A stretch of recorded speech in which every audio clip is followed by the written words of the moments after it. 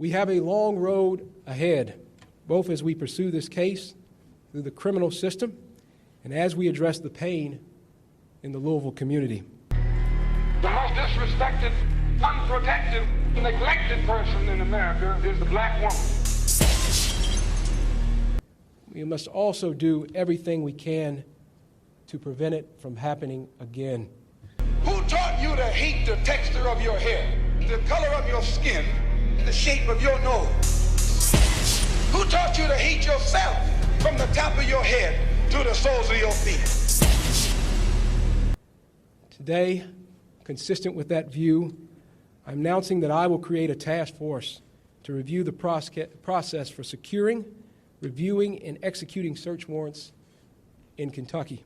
Daniel Cameron is no different than the sellout Negroes that sold our people into slavery by statute. Don't look at the fact that this guy's black. That does not mean anything. He is a Republican through and through. He spoke at the RNC. He told you who he was. Believe him. At least he's skin folk, but he is not kinfolk. And so just like he thinks they can't speak for Kentucky because he's up there with a black face, he does not speak for all of us. I think what I saw this morning was a Bull Connor speech in 2020. And you're right. Unfortunately, it was being given by a black prosecutor. I'm so disgusted by this. I'm so disgusted by Daniel Cameron's performance. I am so sick and tired of black people going on the air and performing for violence and white supremacy and state-sponsored violence against black people and claiming their mamas and claiming they're because of black men, they care about it. We need to protect our black women and love our black women. Because at the end of the day, we need our black women. We need to protect our black men and stand up for our black men, because at the end of the day, we're tired of seeing hashtags of our black men.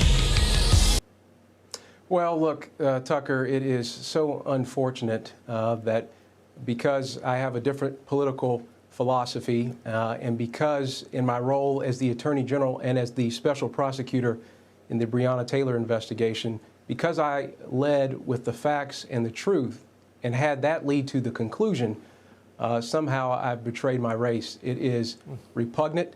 It is so disappointing, but it's par for the course. Anytime someone stands for the truth, and when that truth is different from a narrative that has been pushed by others, this is how they respond.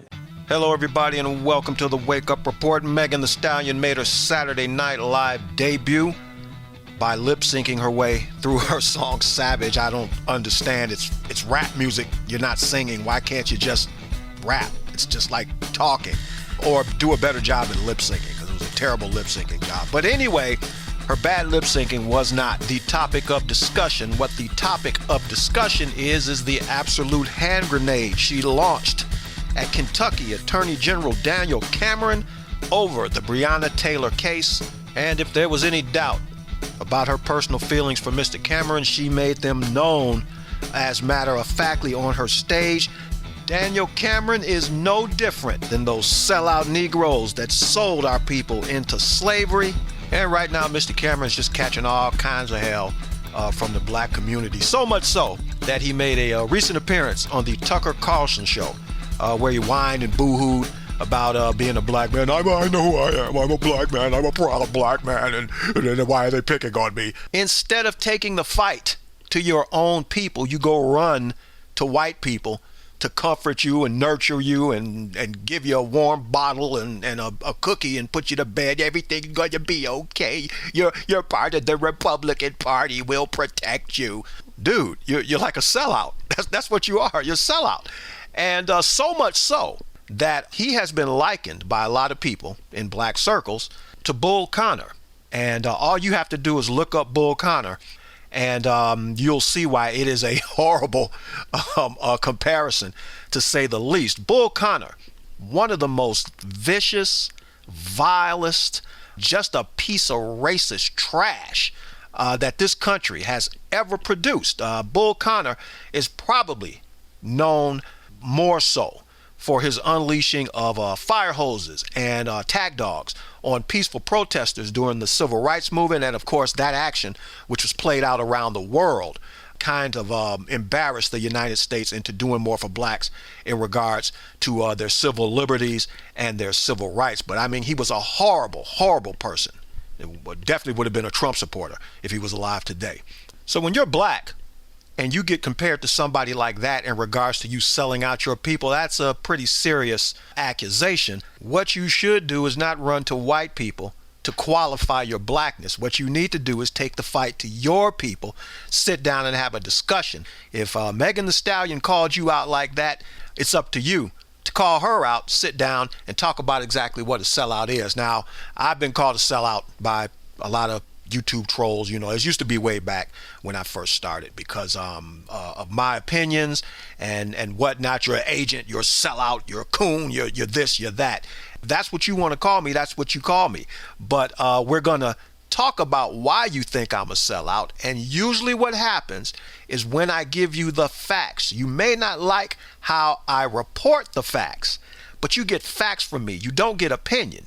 I give you all the facts first, then I'll give you my opinion based on the facts. But like it or not, no one has ever gotten KTM for telling a lie, for stretching the truth, for bending the truth, for doing things to try to prove my point of view over telling the truth. So for this man, you know, it's time for you to go to your black people and say, if in fact we are your black people, I highly doubt it, but it's time for you to go to your black people and say, listen, if you're going to call me out like that, then we're going to sit down and we're going to talk about what's going on, especially relative to the Breonna Taylor case, because I'm actually working on a Breonna Taylor story.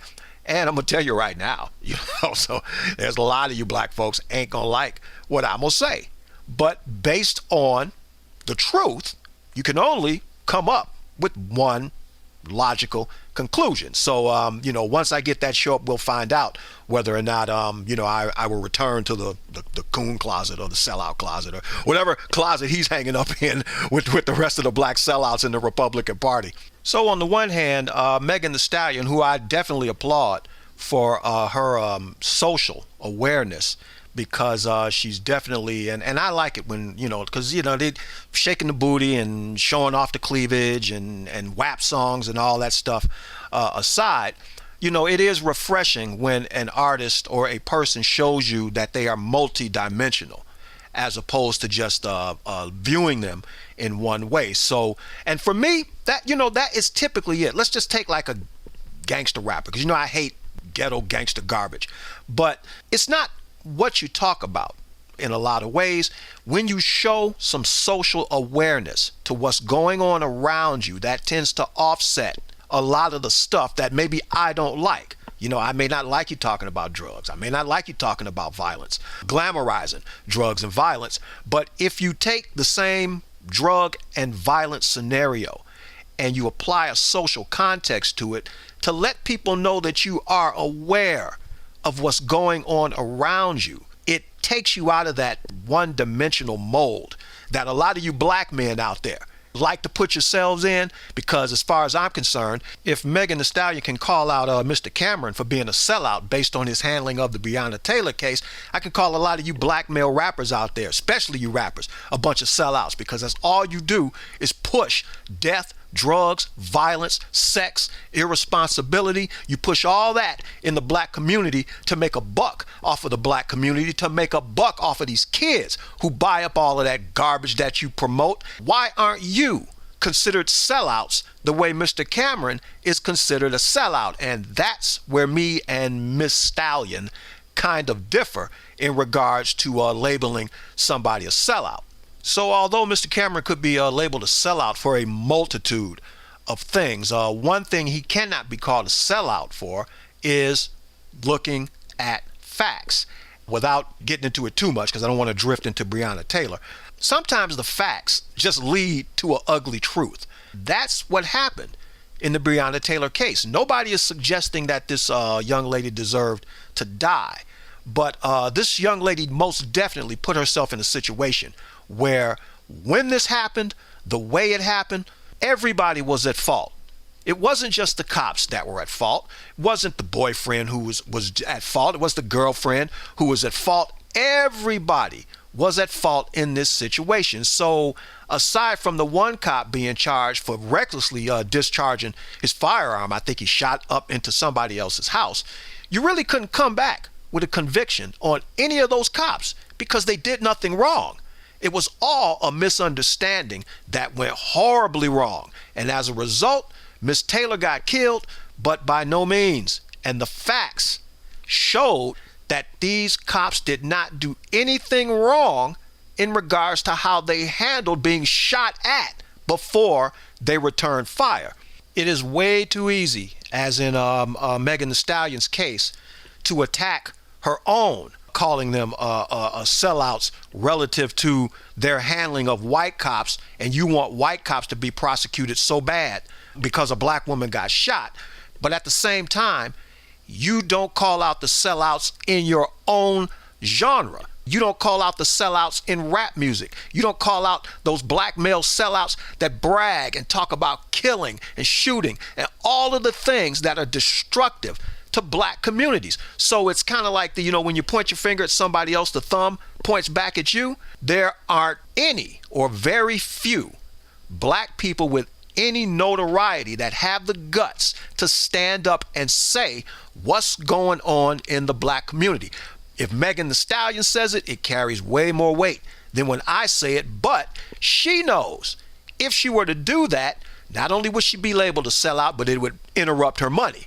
And she don't want to interrupt her money right now. She's on a roll to turn around and suggest that somehow black people are responsible for a lot of this mess that's going on in the community. And a lot of it comes from people from within her own circles, those rap circles. Who's the real sellout? So when you have the guts to do that, it really, really gets sticky. It really, really gets messy. And black people, black America, you don't have the guts. Black leaders are kind of pigeonholed into supporting people like Jacob Blake. He was a punk thug criminal who deserved not to be martyred and turned into a hero. Michael Brown, Walter Scott, you name it. Okay, we've made martyrs out of people who don't deserve to be made martyrs out of. It doesn't mean that they deserve to be killed, but you don't call out the behavior that gets them in situations that lead to them getting shot by the police. Until we do that, her calling him out is kind of a contradiction in a lot of ways. So it is, it's very tricky because, I call Kanye Kanye and Herschel Walker Walkoon and Diamond and Silk. I think they're all a bunch of coons, but you got to have your ammo ready. You got to have your guns loaded, and you got to hit them bullseyes when it's time to fire them shots, because if you miss, it makes you look like you don't know what you're talking about. And while I do applaud Megan Thee Stallion for bringing that level of social awareness to the public on a big stage, the way she did it, and Beyonce did it at the Super Bowl, and J-Lo did it at the Super Bowl, and maybe we'll get Megan at the Super Bowl too. She can do it at the Super Bowl. You also have to understand that when you step into that arena, you have to be prepared to look at the problem from all sides, not just from the point of view of the victim. You have to look at it from every single angle you can so you can get the best possible answer you can to solve the problem, to deal with the problem, and to deal with the sellouts that are ripping and running around in our community, because they are definitely out there. At this point in time right now, I'm going to say there's nothing wrong with being a Republican. There's nothing wrong with being a conservative. But in this climate, in this Republican climate, with this president who is an absolute racist, a screw up, a liar, dishonest, disloyal, and black people back that kind of a president, you got another guy, I think his name is John James in Michigan.